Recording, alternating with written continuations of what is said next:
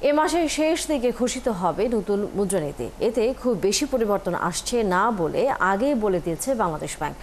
অপরিবর্তিত থাকতে পারে 10% থাকা নীতি সুদ হার এবং 9.8% থাকা বেসরকারি খাতে ঋণের প্রবৃদ্ধির লক্ষ্যমাত্রাও। এমনটাই বললেন কেন্দ্রীয় ব্যাংকের মুখপাত্র আরিফ হোসেন খান।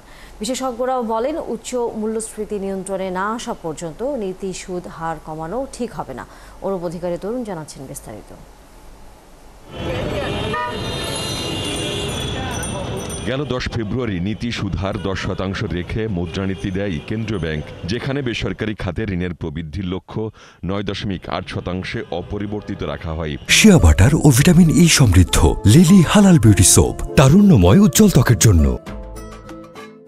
সেদিন গভর্নর বলেছিলেন, চ্যালেঞ্জ থাকলেও জুনের মধ্যে মূল্যস্ফীতি 7 থেকে 8% নেমে আসবে এবং তারপরে পলিসি রেট অর্থাৎ নীতি সুদহারে হাত দিবেন তিনি।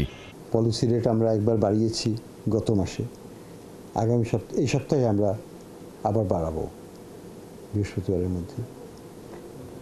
আগামী মাসে আরেকবার বাড়াবো, তারপরে আমরা দেখব যে ইনফ্লেশন কোথায় যায়। তো আমি আশাবাদী যে ইনফ্লেশন মার্চ এপ্রিলের মধ্যে আমাদের একটা ভালো জায়গায় চলে আসবে। তবে এবারও অনেক মহলের আশা থাকলেও গভর্নর নতুন মুদ্রানীতিতে তেমন কোনো চমক আনছেন না। অনেকটা অপরিবর্তিতই থাকবে নীতি, এমনটাই জানালেন বাংলাদেশ ব্যাংক মুখপাত্র। ডিসেম্বরের আগে মিড পয়েন্টে মাঝামাঝি সময় হঠাৎ করে পলিসি হাত দিতেও পারে।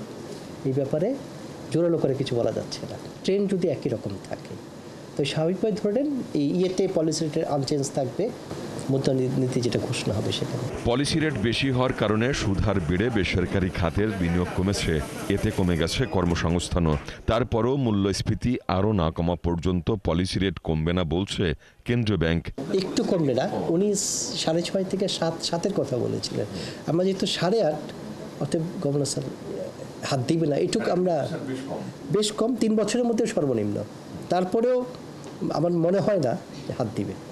এই ব্যাংক খাত বিশেষজ্ঞ বললেন, কেন্দ্রীয় ব্যাংকের প্রধান লক্ষ্যই হল মূল্যস্ফীতি নিয়ন্ত্রণ। ফলে সেটি নিয়ন্ত্রণে না আসা পর্যন্ত বেসরকারি বিনিয়োগ এবং কর্মসংস্থান দুই কমলেও বাংলাদেশ ব্যাংকের রেট কমানো উচিত হবে না।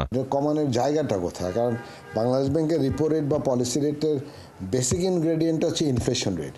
যেখানে ইনফ্লেশন রেট হচ্ছে 9.9 বা 10%, তাই না? সেখানে আপনি রিপো রেট 10-এর নিচে আনেন কীভাবে? আনতে তো পারেন না, তাই না? সংকোচনমূলক মুদ্রানীতি অর্থাৎ অর্থের যোগান কমিয়ে সুদের হার বাড়িয়ে রেখে মূল্যস্ফীতি নিয়ন্ত্রণে আনার নীতি সাধারণত উচ্চ মূল্যস্ফীতির সময় প্রয়োগ করা হয়। সেটি এখনও করছে বাংলাদেশ ব্যাংক। তবে এমন মুদ্রানীতি অর্থনীতির চলমান দুর্বলতা কতটা কমাতে পারবে সেটি এখন দেখার অপেক্ষা। অনুপ অধিকারী তরুণ, 71, ঢাকা।